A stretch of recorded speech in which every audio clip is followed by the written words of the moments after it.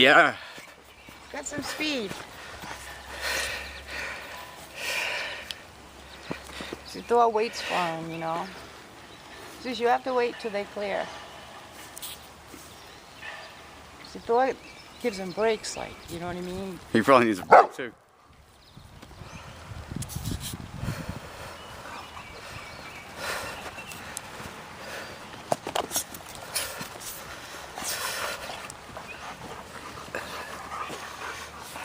He let himself. He fell over.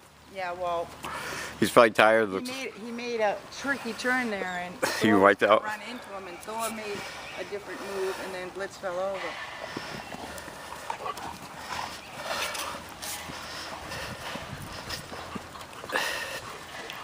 He'll have plenty of stamina, the little one. Yeah, it'll help Thor too. Yeah, it will help Thor, right?